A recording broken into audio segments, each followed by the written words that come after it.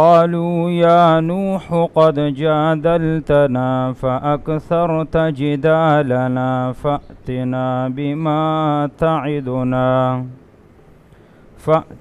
بما تعدنا إن كنت من الصادقين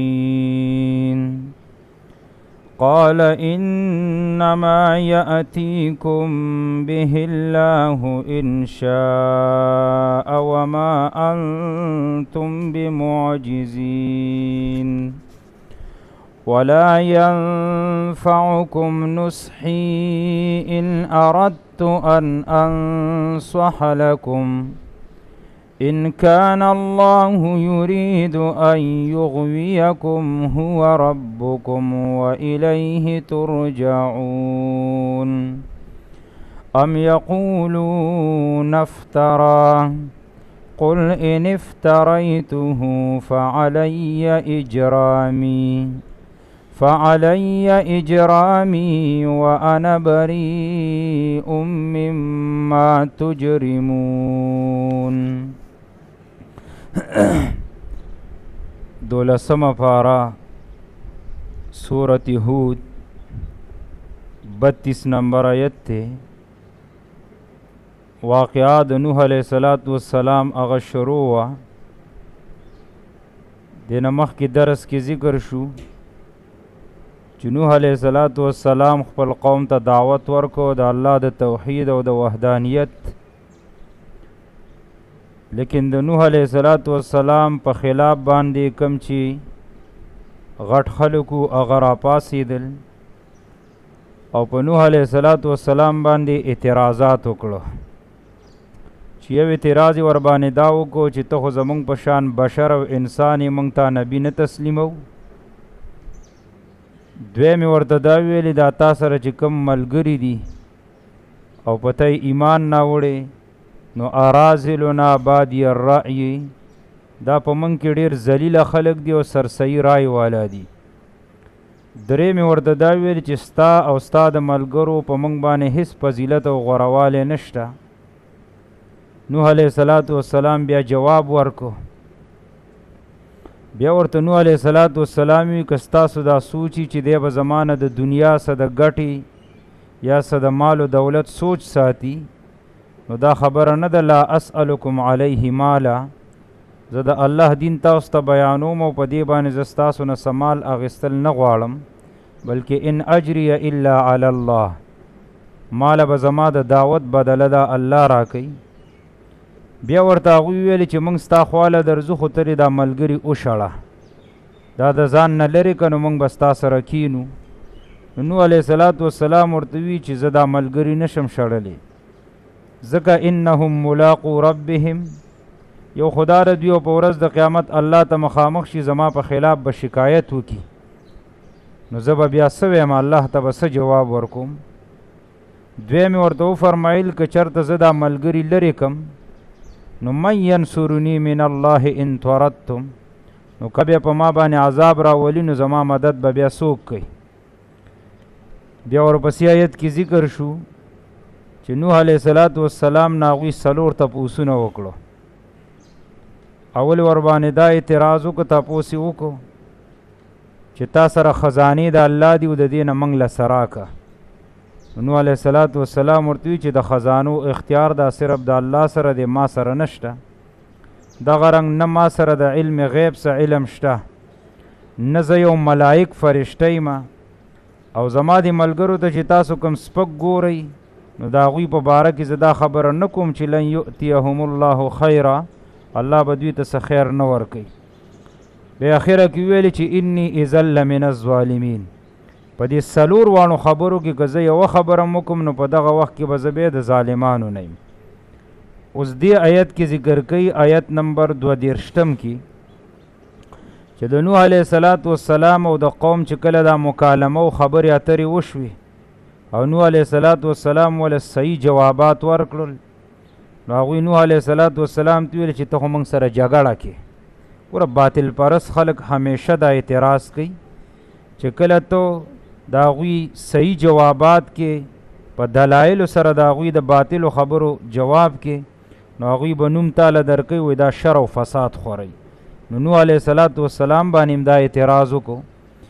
قالو اویل دوی یا نوح اے نوح قد جادلتنا یقینا تا جګړه وکړه زمونږ سره فاکثرت جدالنا پس زیاته دې کړه جګړه زمونږه. نوح علیه السلام خو جګړه نه ده کړې، هغه خو ولا د هغوی د اعتراضاتو جوابات ورکړل په ښایسته طریقې سره، لیکن هغوی ولا نوم د جګړې ورکړو. مفسرین لیکي جدال نه مراد دلته شر او فساد دی. نوح علیه السلام ته ویل چې ته خو فساد خورې. فأتنا پس راوړه مونږ ته بما تعدنا هغه عذاب چې ته یې وعده کړې ده. ور مخکې تیر شو چې نوح علیه السلام ورته ویلي چې ایمان راوړئ، یعنی انی اخاف علیکم عذاب یوم علیم، زه یریږم د هغې ورځې نه چې الله به در باندې درناک عذاب راولي. نو دوی ورته ویلې تا چې موږ څه کومه وعده د عذاب کړې زه هغه راوله که نه، ان کنت من الصادقین که چېرته ته یې د رښتینې نه. نوح علیه السلام وله جواب ورکوي. قال اویل ورته نوح علیه السلام انما یأتیکم به الله ان شاء، یقینا راولی با الله تعالی تاسو ته هغه عذاب ان شاء که وغواړي الله تعالی. یعنی زه ټیک ده د الله نبی مه عذاب زما په اختیار کې نه دی، عذاب خو د الله په اختیار کې دی، او کله چې الله وغواړي په تاسو به عذاب راولي. خو ورته وایي د آیات ساتئ وما انتم بمعجزین، او نه تاسو عاجز کوونکي الله لره. یعنی عذاب خو غواړئ خو که کله عذاب رالی نو ګورې بیا ځان نشي خلاصولی چې الله باندې تاسو زورور شي او ځان ته بچ کوي. قالو اویل ورته دوی یا نوح اے نوح علیہ السلام قد جادلت فاکثرت جدالنا، یقینا تا جګړه وکړه زمونږ سره پس زیاته دې کړه جګړه زمونږ سره. فأتنا پس راوړه مونږ ته بما تعدنا هغه عذاب چې ته یې وعده کړې ده ان کنت من الصادقین که ته د رښتینو نه. قال اویل ورته نوح علیه السلام انما یأتیکم به الله، یقینا رابولی الله تعالی تاسو ته عذاب ان شاء که وی غواړي الله تعالی. وما انتم بمعجزین، او نه تاسو عاجز کوونکي الله لره. ولا ينفعكم نصحي إن أردت أن أنصح لكم إن كان الله يريد أن يغويكم هو ربكم وإليه ترجعون. نوح علیه السلام ورته ویل چې ما خو ستاسو ډېره خیرخواهي ولټوله او ډېر نصیحت مې درته وکړو، خو زما نصیحت تاسو له څه فایده در نه کړه، ځکه چې الله رب العالمین تاسو گمراه کوي، او چې الله څوک گمراه کوي نو بیا هغه ته نصیحت فایده نه ورکوي. ولا ینفعکم نصحي، او فایده به در نه کړي تاسو ته نصیحت زما. ان اردتو که چیرې زه وغواړم ان انصح لکم چې نصیحت وکړم تاسو ته، یعنې که زه ډېر تاسو ته نصیحت کوم تاسو له فایده نه درکوي، ځکه ان کان الله یرید ان یغویکم، هر کله چې غواړي الله تعالی ان یغویکم چې گمراه کی تاسو، هو ربکم اغه الله رب ستاسو دی، و الیه ترجعون خاص هغه ته به واپس شئ. ام یقولون افتراه قل ان افتریته فعلی اجرامی وانا بریء مما تجرمون. دی آیت باره کې مفسرین دو قوله ذکر کوي. بعض مفسرین وی چې د دې آیت تعلق دی د محمد رسول الله صلی الله علیه وسلم سره. واقعا د نوح علیه السلام شروع او په منځ کې د نبی علیه السلام د امت خبره را نقل کړه. لکه کله کله یو سړی بیان کوي په یو موضوع باندې لګي او په دې منځ کې پکې یو بله خبره ذکر کړي. د علماو په زبان کې دې ته جمله معترضه وایي. نو دا د دې تعلق دی د رسول الله صلی الله علیه وسلم سره چې نبی علیه السلام ته مشرکین مکه ویلې دا ته چې کومې خبرې کې دا ته د ځان نه جوړې، نو الله هغه خبره را نقل کړه. بعضې وایي چې نه د دې تعلق دی د نوح علیه السلام سره چې نوح علیه السلام باندې هم دوی دا اعتراض وکړو. ام یقولون آیا وایي دوی افتراهو چې د ځان نه جوړې کړي دي تا دا خبرې.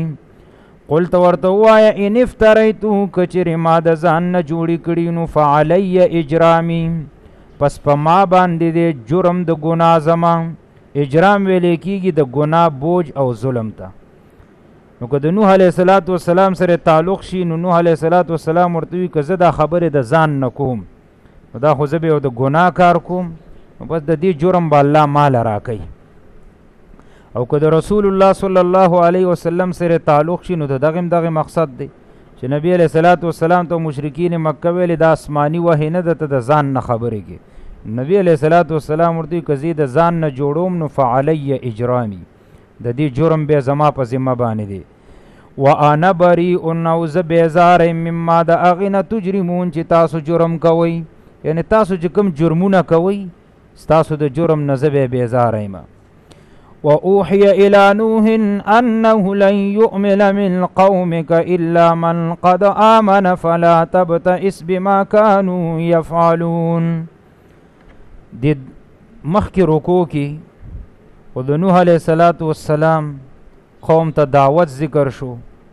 بیا قوم چې ورباندې کم اعتراضات وکړل په هغې کې نوح علیه السلام کم چې ضرورو د هغې جوابات یې وله ورکړو، کم چې بېځایه اعتراضاتو د هغې جوابات یې ورنه کړو. اوس دې رکوع کې الله رب العالمین عذاب د قوم نوح ذکر کوي، چونکې دا وعده کړې و نوح علیه السلام د دې قوم سره چې زما خبره ومنئ، ګینې انی اخاف علیکم عذاب یوم علیم، زه یریږم چې الله به دله درناک عذاب درکړي. اوس دې رکوع کې الله ذکر کوي چې په قوم نوح علیه السلام باندې الله وایي بس ما عذاب بیا راوستو.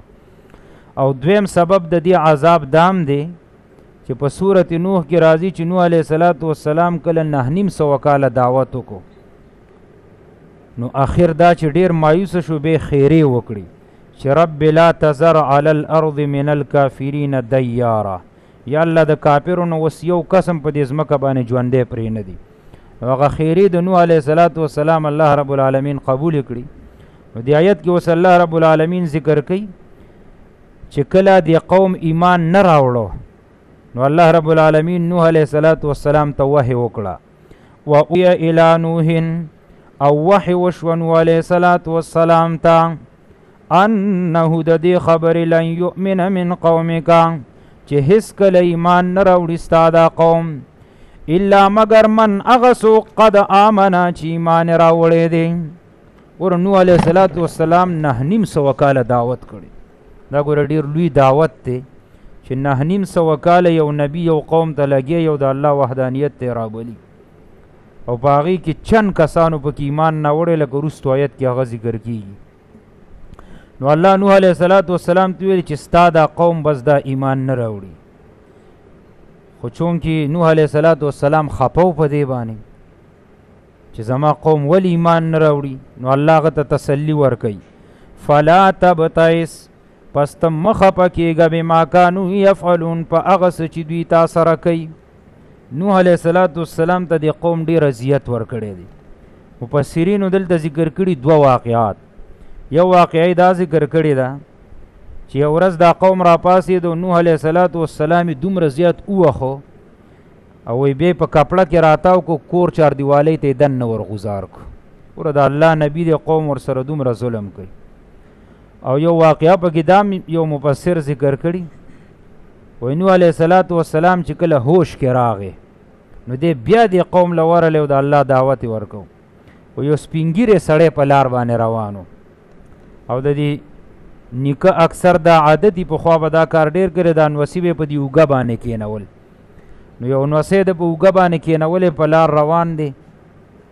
نو دا نوح علیه السلام هم تېرېږي، نو دا سپینګیری دې نوسي ته وصیت کوي، ورته وایي چې بچې ګورې دا سړی وپېژنه، د ده خبرو ته چېرته غوږ کېنږدي، د ده خبرې ګورې وانه وري، د پلار نیکه د دین نه به دې واړئ.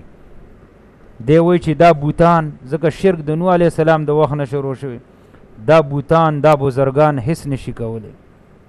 وایي دې نوسي ورته ویلې چې بابا لږ ودرېږه په دې ځای باندې، ما ته لږ ښکته راکوز که.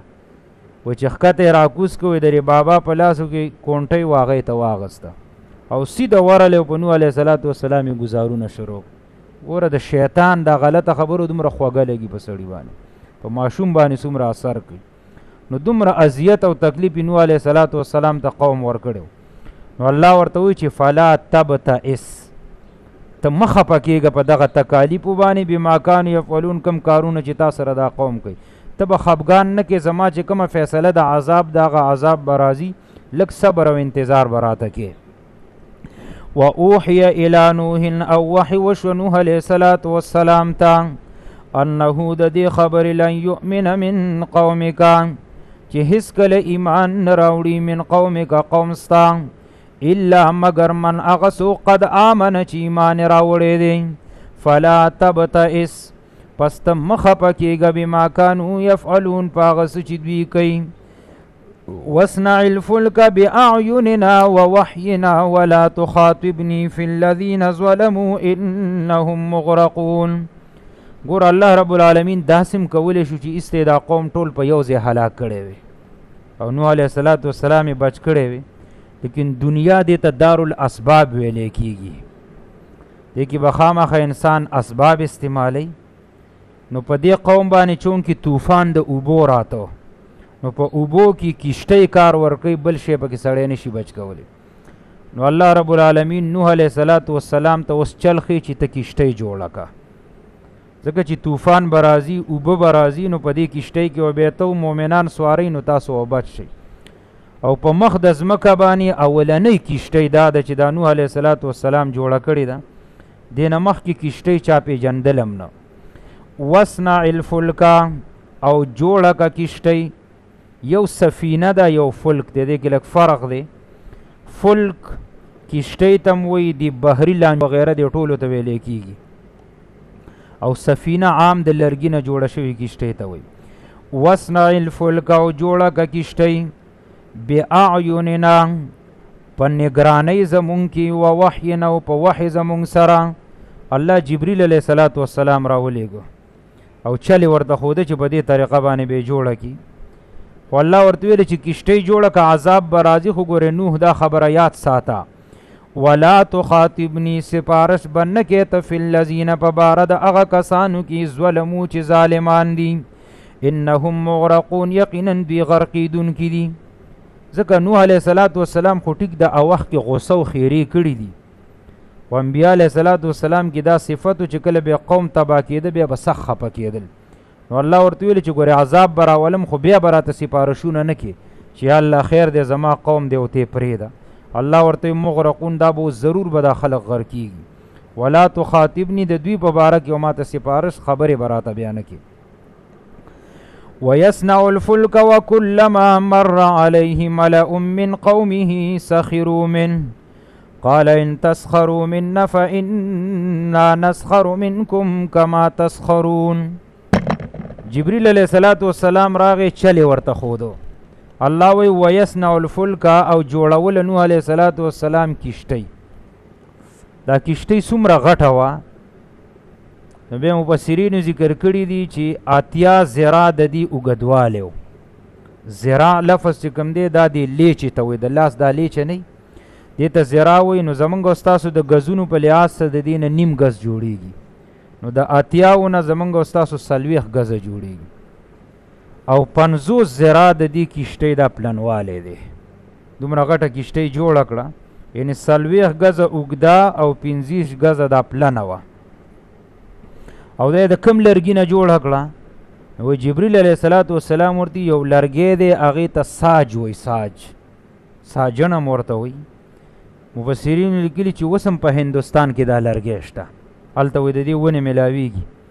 الله نوح علیه السلام ته په واسطه د جبریل علیه السلام وایي چې دغه ونه راپرې کړه، او ونه یې راپرې کړه او د هغې نه یې تختې ویستلې، او دا تختې څه وخته پورې نور ته پرتې وي چې وچې شوي. بیا ورته وویل چې اوس د دې نه ته کشتۍ جوړه کړه. نو کشتۍ ته جوړه کړه. کشتۍ په دې طریقه باندې و 3 خانې پکې جوړې کړې وي، بره خانه، منځنۍ خانه او لاندې خانه.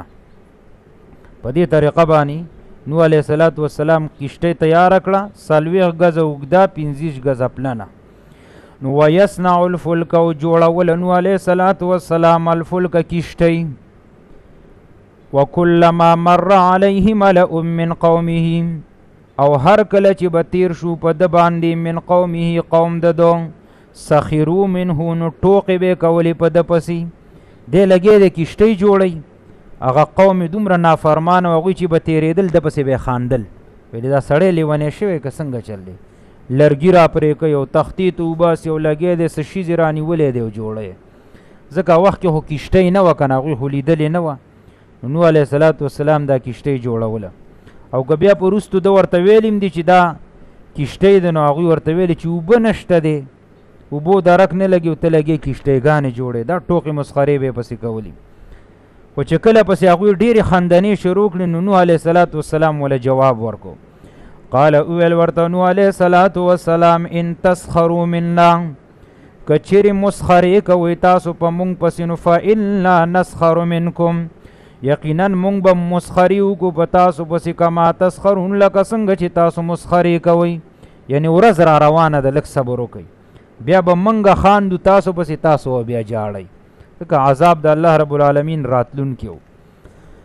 فسوف تعلمون زر دی چې تاسو ته پته ولګي من یأتیه عذاب یخزیه چې په چا باندې راځي عذاب شرمونکی یعنی پته به ولګي نو علیه السلام ورته وي چې د شرمندګۍ عذاب د دنیا الله په چا راولي ویحل علیه عذاب مقیم او په چا باندې راځي عذاب همیشه مقیم معنی داره چې الله هم په دنیا کې وشرموي په دې عذاب سه په حالت د کفر کې به لاړ شي نو بیا جهنم عذاب هغې ته عذاب مقیم وي هلته به هم تاسو همیشه یي وصنع الفلک او جوړ کړه کښتۍ وصنع الفلک او جوړوه کښتۍ باعیننا په سترګو زمونږه ووحینا او په وحی زمونږ سره ولا تخاطبني سپارش مکوا فی الذین په باره د هغه کسانو کې ظلمو چې ظلم یې کړی انهم مغرقون یقینا دوی غرق کېدونکي دي ویصنع الفلک او جوړوله کښتۍ نوح علیه صلات وسلام وکلما مر علیه او هر کله چې به تیر شو په ده باندې ملأ من قومي غټان خلق د قوم د دنا سخروا منه نو ټوقې به کولې په ده پسې قال اویل ورته نوح علیه صلات وسلام ان تسخروا منا که تاسو ټوقې کوئ په مونږ پسې نو فانا نسخر منکم یقینا مونږ به هم ټوقې وکړو په تاسو پسې کما تسخرون لکه څنګه چې تاسو ټوقې کوئ فسوف تعلمون نو زر دی چې تاسو ته پته ولګي من یأتیه عذاب یخزیه چې په چا باندې به راځي عذاب شرمونکی د دنیا ویحل علیه عذاب مقیم او په چا باندې به راځي عذاب همیشه حتی اذا جاء امرنا وفارت التنور قل نحمل فيها من كل زوجين اثنين واهلك الا من سبق عليه القول ومن آمن وما آمن معه الا قلیل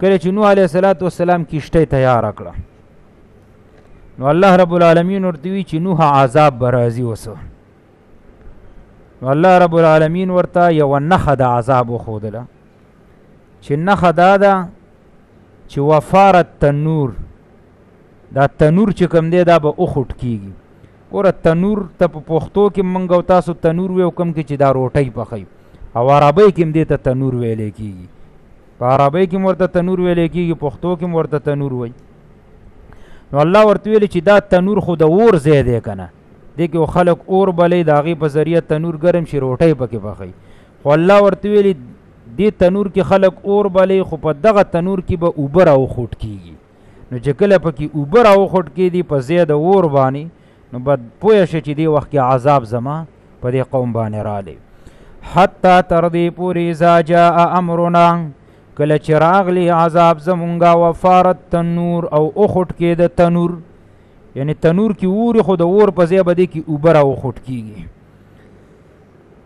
قلنا اویل مونږه قل نحمل فيها اویل مونږه سوارک په دې کښتۍ کې من کل زوجین اثنین د هر قسم نه جوړه دوه الله ورته ادب وښود چې دا کومه کښتۍ چې جوړه کړې ده او په دې کښتۍ کې به د هر شیز نه جوړه سواره کړي څه مطلب درې چته کښتۍ وه نو په لاندې چت کې پکې دا کم چې حیوانات او حشرات دي څاروي وغیره شو یا کومو شیزونو ته چې د دوی ضرورت و الله ورته وي جوړه یعنې نر او ماده دا به د هر شیز نه راونیسي او په دې کښتۍ کې به ځان سره کښېنې کوم چې منځنی چت و نو و اهلکه په هغې کې نوح علیه السلام او کوم کسانو چې په د ایمان نه وړي هغه پکې سواره کړو.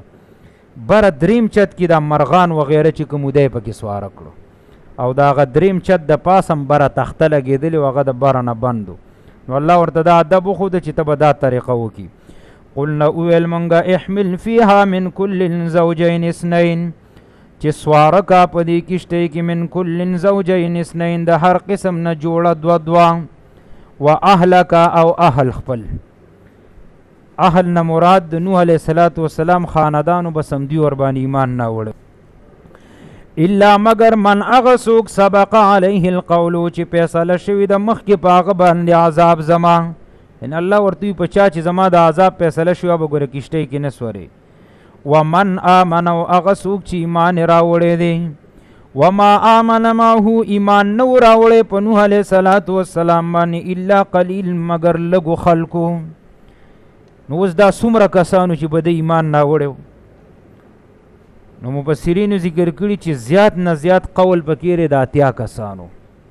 ګوره 9.5 کاله دعوت یې کړی دی، ډېر لوی عمر دی او په 9.5 کالو دعوت کې له 80 کسان مسلمانان کی. بعضې وایي چې نه 80 کسان او یو پکې لا دا قول هم دی وایي 7 کسانو ورباندې ایمان نه وړی او په 7 کسانو کې څوک صرف د خاندان دی.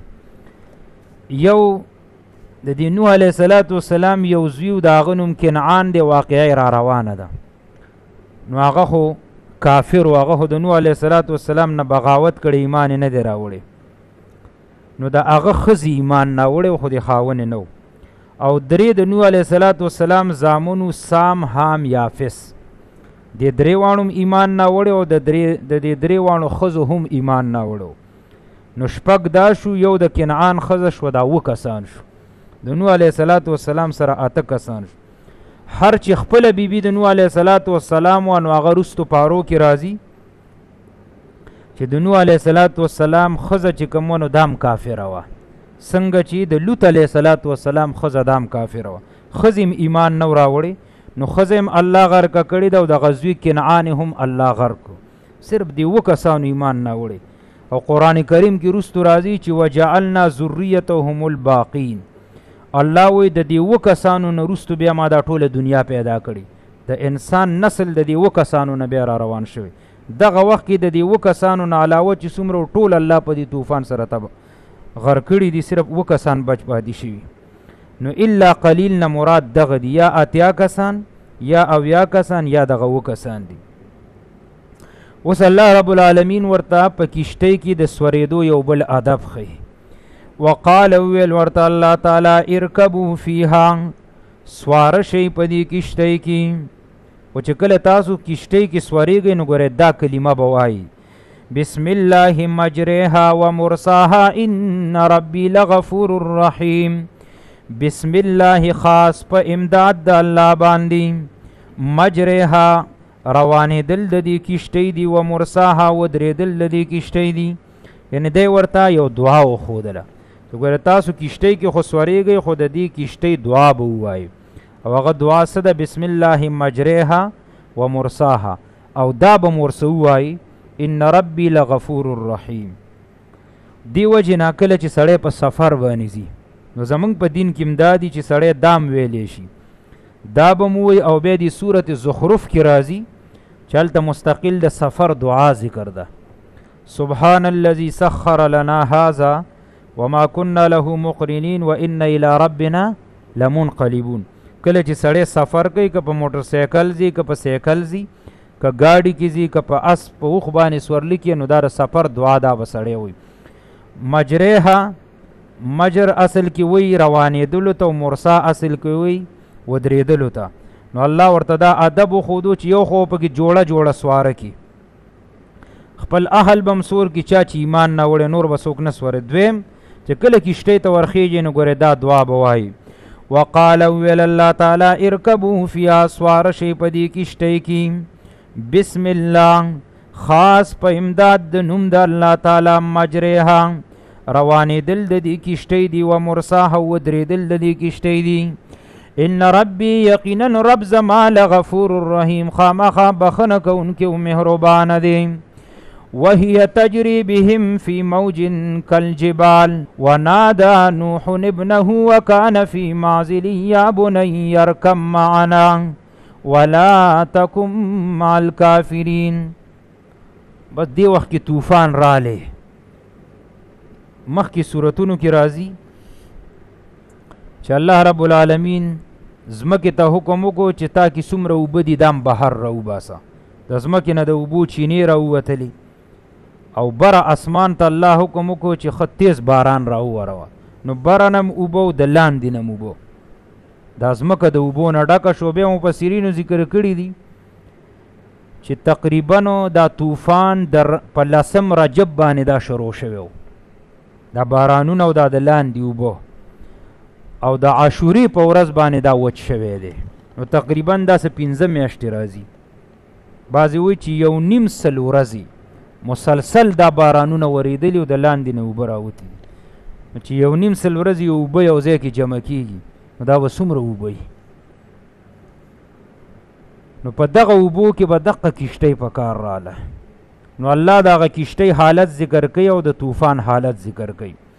وهي تجري بهم، وهي او دا کشتۍ تجري بهم روانه او په دوی باندې فی موجن په چپو کې کل جبال په شانته د غرونو، دی اوبو دومره چپې وخلې غر سر ته به د اوبه رسېدلې، دومره ډېرې اوبه وي او دا کشتۍ ور باندې بره روانه و، د غر سره نږدې نږدې به ګرځېده او دا ټول قوم الله رب العالمین راغستی او تباه او برباد کړ. په دې وخت کې د نوح علیه السلام یو زوی دی کنعان، یو نوم د هغه ایام هم راځي خو مشهور دا په کنعان سره دی. دی په دې کشتۍ کې سور نه دی د نوح علیه السلام سره، الله وی وکانه فی معزل، دی په یو ډډه کې ولاړو، دی وخت کې غر سر ته لا اوبه نه دي رسېدلي، دی ولاړ دی. نو نوح علیه السلام چې ولید نو زوی و، ده ته دا پته لا نشته چې زما دا زوی خو کافر دی، د ایمان نه دی راوړی، د زوی حال ورته لا نه معلوم. نو ونادا نوح ابنه، آواز ورکړ نوح علیه السلام ابنه زوی خپل ته، دې کنعان ته دا آواز ورکړو. الله وی کوم ځای کې ولاړو؟ وکانه او هغه فی معزل، په ډډه کې په کناره د کشتۍ کې، دی یو ډډې ته ولاړو، سیټ ته ولاړو. نوح علیه السلام ورله آواز ورکړه، سی ورته وي یا بنیا ای بچیه ارکم معنا، راځه سور شه زمونږ څه په دې کشتۍ کې، ویلې راځه که نه تم راوخیږه، ولې هلته ولاړې. ولا تکن مع الکافرین، او مه کېږه د کافرانو سره ملګری، راځه ګورې کافر هلاکېږي ته به هم هلاک شي، زمونږ سه یو ځای شي. اوس هغه ورته خپل کفر دلته ښکاره کوي، زوی ور د پلار خبرې ونه منله، ورته څه وایي؟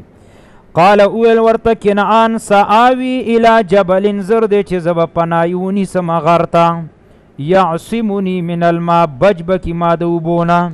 ویلې پلاره زه به غر سر ته وخېږمه که نه، هلته خو اوبه راپسې نشي را رسېدی. نوح علیه السلام وله بیا آواز ورکو. قال اویل ورته نوح علیه السلام لا عاصم اليوم من امر الله الا من رحم، نشته دی بچ کېدونکې نن ورځ من امر الله د عذاب د الله نه، الا مگر من هغه څوک به بچ کېږي رحمه چې الله ور باندې رحم وکړي. ورې نن به د دې عذاب نه صرف هغه سړی بچ کېږي چې د الله په رحم بچ شي، د غر سر کې هم ګورې نشي بچ کېدی. خو برحال د دې پلار او د دې زوی دا خبرې روانې دي یو بل سه. الله وی وحال بینهم الموج، او راغله د دوی په منځ کې یوه غټه چپه. نوح علیه السلام د کشتۍ کې سور دی، ده ته سره خبرې کوي، دی سیټ ته ولاړ دی. په دغه وخت کې ور باندې موج چپه ور باندې راله، نو چې راله نو فکان من المغرقین، نو شو دی د غرق کړی شوونه، لاړې اوبو واغستم، په اوبو کې ایسته غرق شو، دی هم پکې مړ شو. ګوره دې واقعه کې لوی حکمت دا دی، الله رب العالمین ثابتی چې نوح علیه السلام جلیل القدر پیغمبر دی، خو خپل زوی نشي بچ کولی. ګورې چې ایمان نه دی راوړی، نو پیغمبر هم خپل بچی د الله د عذاب نه نشي بچ کولی. نو بل پیر، بل ولی، بل بزرگ دا به تاسو د الله د عذابونو نه بچ کی.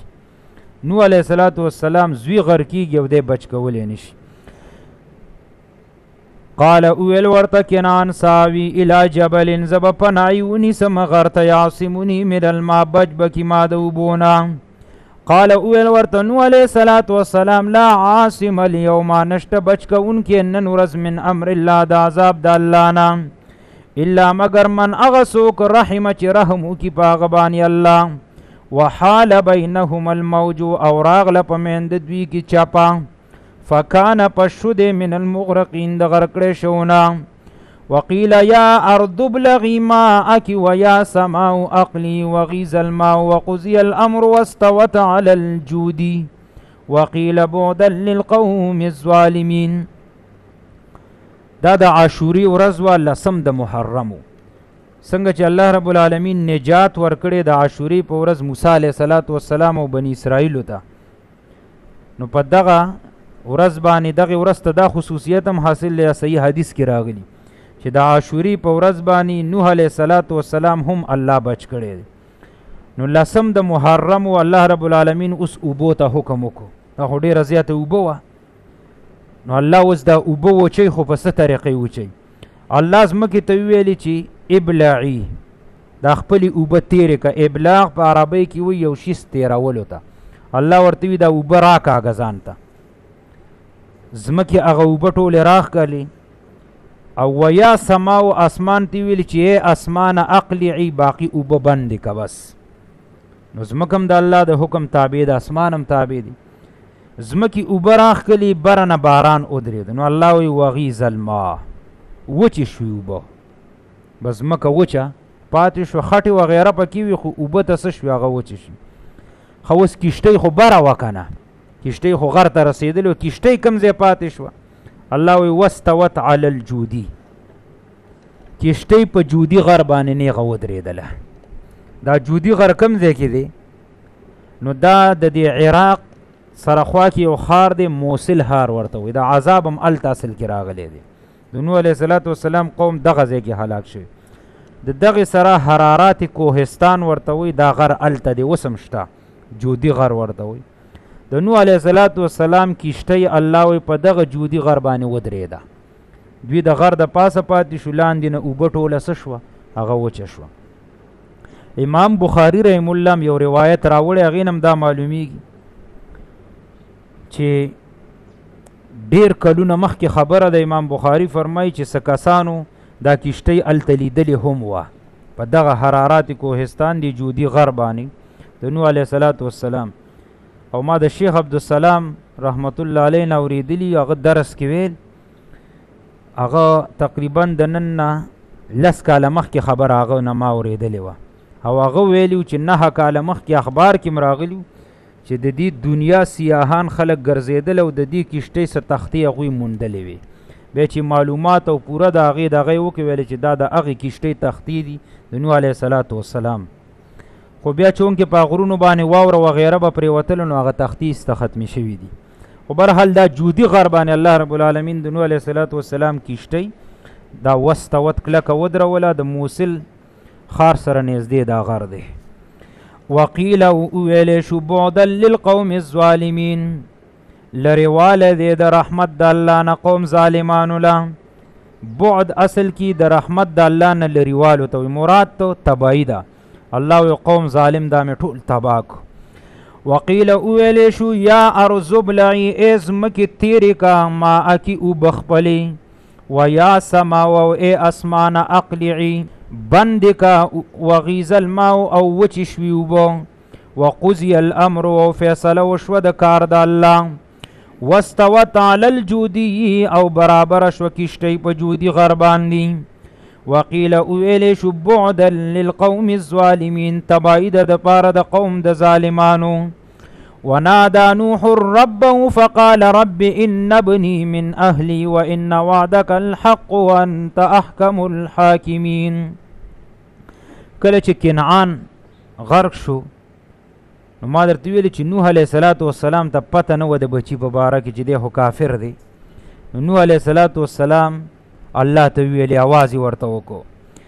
ونادو آواز وکړو نوح علیه السلام ربه رخپل ته، فقال ویل رب ای رب زما ان ابني من اهلی، یقینا دا زوی هم من اهلی د اهل زمانو. ګوره نبی داسې خبره نه کوي چې په الله باندې ګوره اعتراض راځي. دا خبرې ځکه وکړه چې مخکې ورته الله څه ویلي چې په دې کښتۍ کې د هر شیز نه 2 جوړې سواره که و اهلکه او اهلم پکې خپل سور که. نو دا خو هم د هغه سکه حقیقي زوی و که نه. نو ورته ویلي چې یا الله زما زوی هلاک شو او تا راته ویلي چې خپل اهلم پکې سور که. نو من اهلي دا خو زما د اهل نه و که نه. بعضې مفسرین دلته لیکلي دي خدای ډېره غلطه خبره ذکر کړي او بیا ورباندې مفسرینو رد یې ورباندې کړی دی چې دا خبره صحیح نه ده. لکه تفسیر قرطبي، امام رازي، ابن کثیر ټول ورباندې سخته غصه کړي. هغوی وایي چې یاره دا بچی چې کوم دا د نوح علیه صلات وسلام نه نو، دا د هغې د ښځې د زنا نه پیدا و. نعوذ بالله، نه دا خبره صحیح نه ده. د انبیا علیه صلات وسلام بیبیانې مشرکې خو کېدی شي خو زناکارې نه شي کېدی. الله چې هغه ته یو بیبي ورکوي نو هغه د زنا نه ګورې پاکوي. ټیک د مشرکه کېدی شي لکه د نوح علیه السلام ښځم وه، د لوط علیه السلام خو زنا هغوی قطع نه شي کولی. دا خبره سخته غلطه ده. ځکه یو په دا دلیل دی نوح علیه السلام وایي ان ابني من اهلي، دا زما د اهل نو، دا خو زما خپل بچی دی، زما نه پیدا دی. دی په خپله دا خبره کوي. نو یا الله دی هلاک شو خو په الله اعتراض نه کوي. جنریټر لګئ بزه صحیح دی. او څو آیاتونه دي موږ به وویو.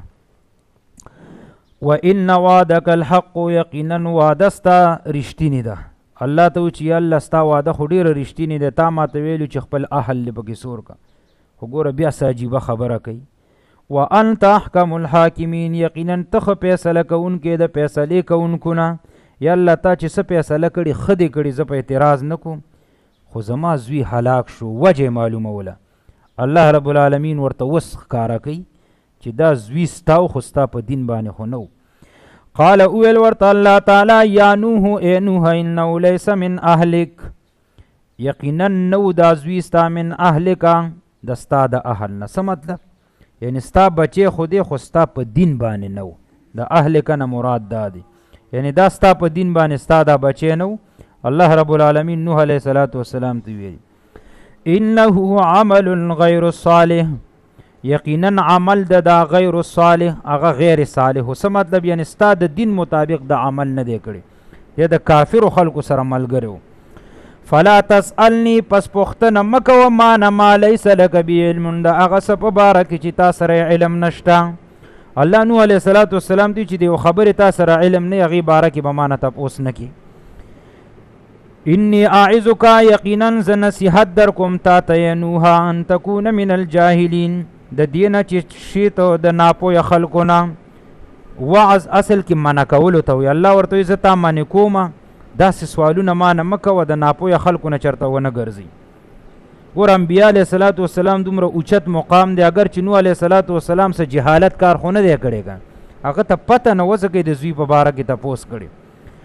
لیکن د نبي نه چې یو داسې کار وشي چې هغه ته پته ولګي چې زما په دې خبره زما الله خفه شو، نو د هغه ډېر لوی مقام هغه د خپل رب د رضا کولو ډېر زیات کوشش کوي. دې وجه نه د علماو کې یوه جمله مشهوره ده، افرمایي وی حسنات الابرار سیئات المقربین. دا علما وی د نیکانو خلکو نیکی چې کوم دي، سیئات المقربین دا د نږدو خلکو بدی حسابیږي. څه مطلب؟ یو نیک سړی یو کار وکي خو غیر غوره کاري، غوره کار نه وي، نو د نیکانو خلکو په نیز باندې هغه هم هغوی ته بدي ښکاره کېږي. نو د دې وجې نه نوح علیه صلات وسلام اوس الله رب العالمین ته خپله التجا کوي. قال اویل ورته نوح علیه الصلاة والسلام رب ای رب زما انی اعوذ بک، یقینا زه پناه غواړم پتا سره، ان اسألک دا چې سوال وکم ما لیس لی به علم، د هغه څه په باره کې چې ما ته علم نشته. یا الله ما ته علم نو د خپل بچي د ایمان په باره کې، او ما نه تا نه تپوس وکړو، خو یا الله زه ګورې ما معاف کړې، زه پناه غواړم. ګورې څه ګناه یې نه ده کړې، څه جاهلتوب کار یې نه دی کړی، خو د نبي مقام ډېر اوچت وي، نو ځکه یې دا خبره وکړه. والا تغفر لی، او که ته بخښنه ونه کړې ما ته، وترحمني ورحم ونه کړې په ما باندې، اکم من الخاسرین، نو شم به زه د تاوانیانو نه. دی هغه خبره وکړه کومه خبره چې آدم علیه الصلاة والسلام کړې وه. کله چې د جنت نه راووت نو آدم علیه الصلاة والسلام ویلو ربنا ظلمنا انفسنا وإن لم تغفر لنا وترحمنا لنكونن من الخاسرين. قیل اویلی شورت یا نوح اے نوح احبت خکتش بسلام ملنا پا سلامتیا زمونگ سران. دیکھو جودی غر د پاسو کشتی کیو کنا الله رب العالمین ورته زوس لاندې زمکه تراکوشه زمکه الله وچا کړي وا و برکات علینا و برکتون به زمونږ علیک پتا باندې و علی ممن معک او په هغه امت باندې ممن معک چې پیدا کړیم دي د هغه چانه چې ستا سره دي. ما درته وی چې د کومو کسانو چې ایمان نه وړو نو د دغه نبی الله رب العالمین دا ټول انسانان پیدا کړ. الله ورته وی زلان د زمکه د خکته ش پتابم برکت یو په دغه کسانو باندې وی و نور امتون سنمتعهم زرد چې پیدا به ورکم دوی ته ثم یمسهم من عذاب علیم بیا به ورسیږي دوی ته عذاب درناک. الله ورته وی هغه امت چې ستا د دی نسل تابعدار یعنی مؤمنانی نو په هغوی خو به برکتی خو کوم چې و نور امتونه دی مراد ته کافر او مشرک خلق دی. الله و سنومت هغوی ته به هم زه په دنیا کې فایده ورکو نو نو ګورئ کافرو ته څومره فایده مال دولت الله ورکوي خو الله وی یمسهم من عذاب علیم خو په دوی باندې به بیا عذاب درناک هم راځي. اوس الله رب العالمین واقعه د نوح علیه السلام ذکر کړه د هغې خلاصه نچوړ او اخرې مقصد د آیت کې ذکر کوي. د نبی علیه السلام صدق تخکاره کوي چې ګوره دا پیغمبر دومره رښتینی پیغمبر دی رسول الله صلی الله علیه وسلم چې د نوح علیه السلام په زمانه کې دا نبی خو موجود نه و کنه نبی علیه السلام نه نوح علیه السلام لیدلی نه د چا نه لوستل کړي دي او بیا هم د نوح علیه السلام واقعه موږ ته داسې په زبر زیر بیان کړه. رسول الله صلی الله علیه وسلم په دې کتاب کې ځکه دا په هغه نازل شوی نو دې نه دا معلومه شو چې دا حق نبی دی. تلک من انباء الغیب دغه د خبرونو د عیبونه دي نوحیها الیکا چې مونږ وحی را لیږو تا ته. الله وی ما کنت تعلم ان نوی ته پویه په هغه باندې انت ته ولا قومک او نه قوم ستا. الله وی ای محمد رسول الله صلی الله علیه وسلم دا د عیب خبرې دي د وحی په ذریعه درته ما د نوح علیه السلام واقعه بیان کا. دې نه مخکې نه تا ته د دې پته و نه ستا قوم ته وه من قبل هذا مخکې د دې نه. فاصبر نو صبر کوه. ګوره نبی علیه السلام ته الله وی صبر کوه. څه مطلب؟ نوح علیه السلام صبر کړی دی که نه څومره صبر یې وکړه اذیت او تکالیف ورکړه. الله رسول الله صلی الله علیه وسلم ته تم ګورې صبر کوه په تا به هم تکالیف راځي په حق دعوت کې صبر نه به کار اخلي.